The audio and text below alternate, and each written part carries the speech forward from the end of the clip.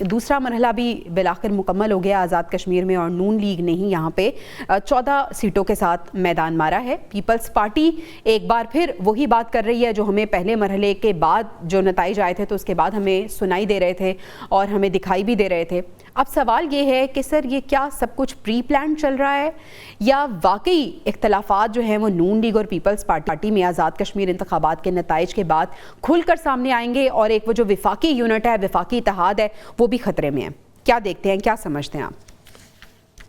Thank you so much Javeria. Overall अगर हम देखें इंतखाबी मुहिम के दौरान ही तो एक हर किसी ने रीड कर लिया था कि कश्मीर के अंदर पाकिस्तान मुस्लिम लीग नून जो है वो हुकूमत बनाती हुई नजर आ रही है। वही हमने पहले फेज में देखा, वही सेकंड फेज में देखा, तो वो बिलावल भुट्टो ने भी फील कर लिया था। तो शायद वो फीलिंग्स ही थी इंतखाबी मुहिम के दौरान जितने वो गरजे और बरसे।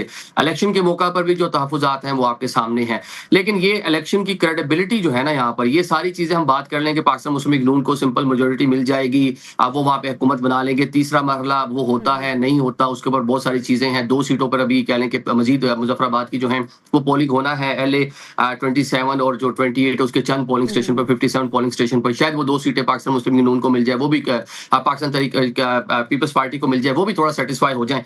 लेकिन असल जो चीज है ना वो है कि यहाँ पर सिर्फ हुकूमत नहीं बनानी थी। अभी जो वहां पर मसाइल हैं आपके जैक को लेकर, पाकिस्तान तहरीक इंसाफ ने वहां बायकॉट कर रखा था, लोग वहां पर प्रोटेस्ट कर रहे हैं, पूरा कश्मीर कॉज है। एक ऐसी गवर्नमेंट वहां पर आनी चाहिए थी जो एक मजबूत गवर्नमेंट होती। इलेक्शन की क्रेडिबिलिटी के ऊपर जैक पहले वो इलेक्शन का बायकॉट किए हुए पाकिस्तान तहरीक इंसाफ उसका हिस्सा नहीं बनी, तो पहले ही उसके ऊपर सवालिया निशान थे। अब जिन सियासी जमातों ने वहां जाकर भरपूर इंतखाबी मुहिम चलाई, कारकुनान को मोबिलाइज किया, वो भी उसके ऊपर सवालिया निशान उठा रहे हैं। तो जो हुकूमत वहां पर बनेगी वो कितनी मजबूत होगी, क्योंकि उसके लिए मसाइल बहुत सारे हैं। सिर्फ मसला ये नहीं कि वहां पर आपने हुकूमत चलानी है, फंड्स देने हैं, तमीराती काम करने हैं, मसला उससे बड़ा है। आपने जो लोगों के ग्रजेस हैं, लोगों के जो माजी के मामला थे, आपने उनको एड्रेस करना है। एक सेंसिटिव एरिया है। तो मुझे तो इस इलेक्शन के जो नतीजे उससे बढ़कर जो फ्यूचर के बारे में चीजें, मैं तो उसको देखकर बड़ा कह लेके परेशानी हो रही है कि कैसे जो वहां पर अगली हुकूमत आएगी वो मामलात को डील करेगी। क्योंकि 38 मुतालबात जो जैक है उसके पहले मजबूत हुकूमत समझते हैं। आपने कहा ना जरूरी है, नागुज़ीर है मजबूत हुकूमत का होना, तो मजबूत हुकूमत कौन सी होती?